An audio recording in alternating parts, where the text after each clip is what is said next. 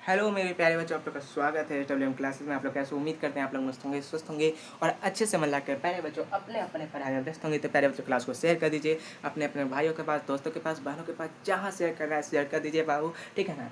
आज हम पढ़ने जा रहे हैं प्रकाश का अपवर्तन और क्लास 10 के लिए बहुत ज़्यादा इंपॉर्टेंट टॉपिक है। इससे आपको 2 अंक प्राप्त हो सकते हैं। चलिए देखते हैं यहाँ पर।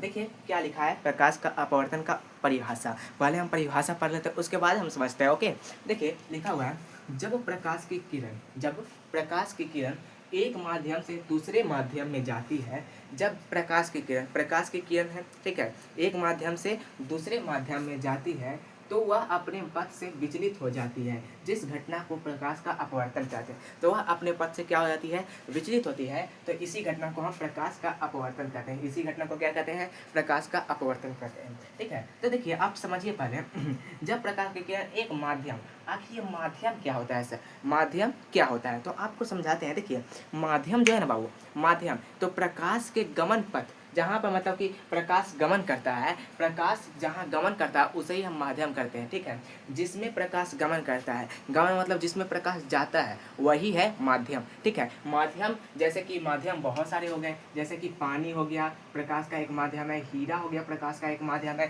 ठीक है ना। पानी, हीरा, कांच हो गया प्रकाश का एक माध्यम है, फिर इसके बाद वायु हो गया प्रकाश का एक माध्यम है, निर्वात हो गया ये प्रकाश का माध्यम है। यानी कि जहाँ पर प्रकाश चलता है, प्रकाश जहाँ पर गमन करता है वही है बाबू माध्यम, वही क्या है, माध्यम। अगर बाबू निर्वात में जब प्रकाश, निर्वात में प्रकाश प्यारे बच्चों, निर्वात में प्रकाश की चाल कितनी होती है आपको पता होगा सर। निर्वात में जो प्रकाश की चाल होती है 3 × 10⁸ मीटर पर सेकेंड, ठीक है। यानी कि इतने रफ्तार से प्रकाश चलता है निर्वात में। लेकिन क्या वो निर्वात से बाबू डायरेक्ट हीरा में आएगा, निर्वात से डायरेक्ट हीरा में आएगा तो क्या उसका मतलब कि क्या उसका रफ्तार, उसका तेज इतना ही रहेगा, उसका रफ्तार इतना ही रहेगा? नहीं सर, उसका रफ्तार इतना नहीं रहेगा। उसका जो मतलब कि स्पीड है वो घट जाएगा, उसका स्पीड क्या हो जाएगा, घट जाएगा। जैसे कि आप एक एग्जाम्पल से समझिए।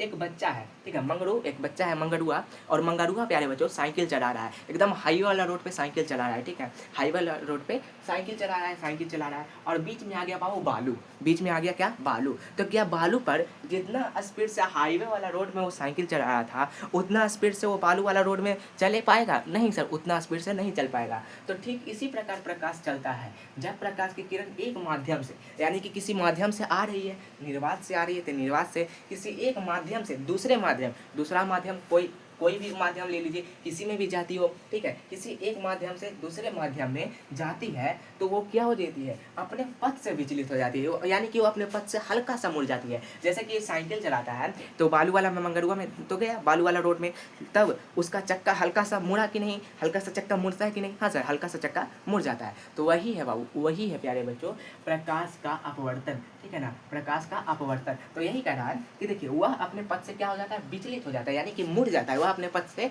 मुड़ जाता है। तो जिस घटना को हम प्रकाश का अपवर्तन कहते हैं और उसी घटना को हम क्या कहते हैं, प्रकाश का अपवर्तन कहा जाता है, ठीक है ना। देखिए यहाँ पर आप देख सकते हैं, यहाँ पर एक माध्यम है वायु, नीचे एक माध्यम है जल। जब प्रकाश की किरण वायु से जल में जाता है तो यहाँ पर एक अभिलंब है एन, यहाँ पर जो ये दिख रहा है यहाँ पर एन, एक क्या है, अभिलंब है, सीधा अभिलंब है, ठीक है। उसके बाद प्रकाश ऐसे जाता है, डॉट डॉट करके हम मतलब कि दिखा रहे हैं कि प्रकाश जाता क्या, ऐसे प्रकाश जाता, लेकिन प्रकाश इधर मुड़ गया, ठीक है, प्रकाश इधर मुड़ गया यानी कि अपने पथ से हल्का सा विचलित हो गया। तो यही है प्रकाश का अपवर्तन, यही क्या है, प्रकाश का अपवर्तन। तो आई होप आपको प्रकाश का अपवर्तन समझ में आ गया होगा। और इसमें प्रकाश के अपवर्तन में मतलब कि जो आने वाली किरण होती है वो होती है आपतित किरण, और ये तो अविलंब, हमेशा अविलंब होता ही है, ठीक है। उसके बाद यहाँ पर परावर्तित किरण ना होकर के क्या हो जाता है बाबू, अपवर्तित किरण हो जाता है। परावर्तित किरण ना होकर के, प्रकाश के परावर्तन में होता है परावर्तित किरण, लेकिन अपवर्तन में अपवर्तित किरण हो जाता है। ये है प्यारे बच्चों, ये जो आ रहा है ये है हमारा अपवर्तित किरण। तो आई होप आपको समझ में आ गया होगा। भाई बच्चों मिलते हैं अगली क्लास में, तब तक के लिए हंसते रहिए, पढ़ते रहिए, मुस्कुराते रहिए।